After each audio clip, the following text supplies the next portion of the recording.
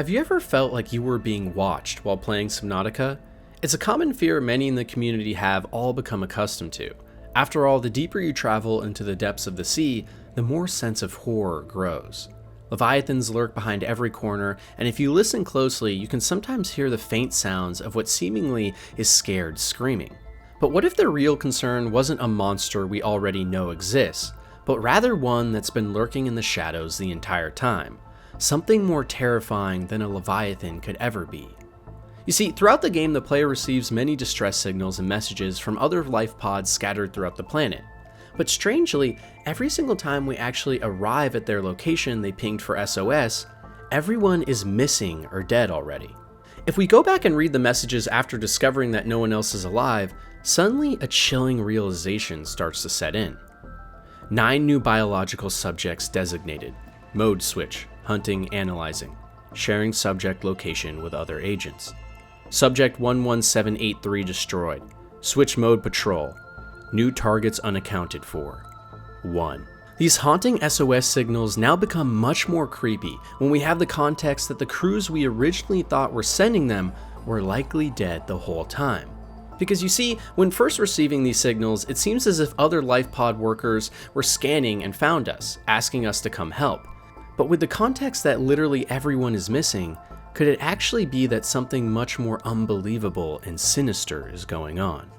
What if these messages weren't actually from your other crewmates, but instead from some unknown and mysterious entity residing on planet 4546b? This would perfectly explain the one unaccounted for target mentioned in multiple distress signals. That target could either be you, being watched and analyzed on the planet, or your other crew members discovering that hidden entities in the shadows were watching them. Potentially this could be Alan from Below Zero searching for help on his Precursor voyage, but I don't think so, because if we reread the messages again, we can see that specifically there's some sort of watching going on, as we can see them switch modes between patrol and hunting, analyzing. To me, this sounds more like someone else, or something else, is on this planet with us, and well aware of our presence. Could this mysterious entity be the one sending fake SOS signals from life pods to lure us over to them for further study? And if so, what's the reason behind all of this? Could the things watching us be the Precursors? Previously downed human shipmates that are worried about contracting Kharra from us?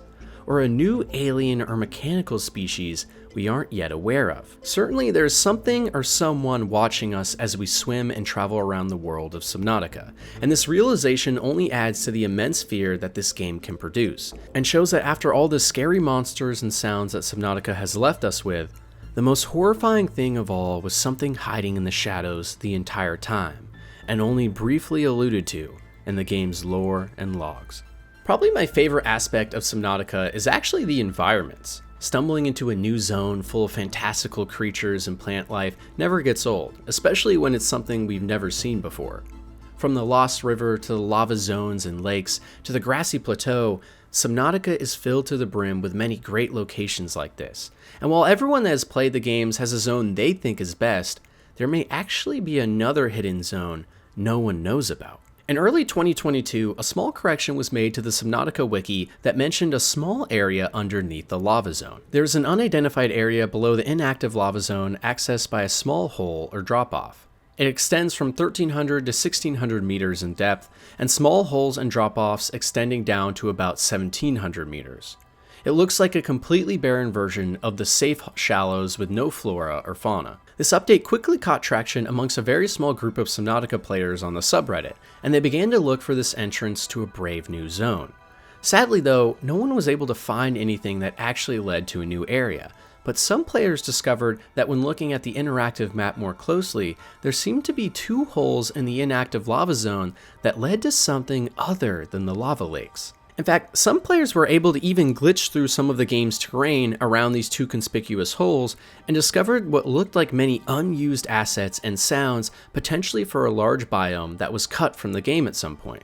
We already know from developer interviews and discussions that there was a lot of cut content in the lava zones, including lava sinkholes, lava bridges, and collapsing spires. So could it be that there was a long lost forgotten zone even deeper in the inactive lava zone that's hiding more secrets to this game? The origins of the Precursors in Subnautica still remain largely a mystery to this day. It's assumed by many that the beings are nothing more than a long-lost civilization that used to rule the stars. After all, the word precursor itself means a person or thing that comes before another of the same kind. But wait, that's just it. If the precursors are the predecessors of something similar, then what is that similar thing? Well, based on everything we've seen in Subnautica this far, that something is most likely humans.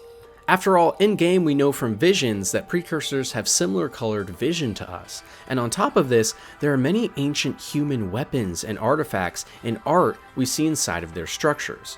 In fact, based on the small amount of precursor language we do see in-game, it seems to actually be heavily influenced by ancient Hindu texts. The fact that our PDA can translate some of their words with what seems to be no struggle at all also further backs up this idea even more. But if precursors actually are some sort of human beings, then how did they even get here? Well, this is where the theory gets really wild. What if planet 4546b is actually Earth itself, long after the nuclear winter that likely occurred as we discussed earlier on this list? Most of humanity would have left the planet in search of other star systems, and these humans would have become the ones we know and love today in Subnautica, being led by massive transgov organizations like Altera and the Mongolian independent states. What about the humans that stayed on Earth though, and the ones that weren't lucky enough to leave? Could these be the actual original humans from Earth, the precursors for humanity as we know it today? Potentially these humans could have evolved down a different path and become the precursors themselves, but that begs the question, how would humans on a post-apocalyptic Earth become so much more advanced than humans that were able to get away? Well, maybe it's because the precursors are actually those same Earth humans from the future.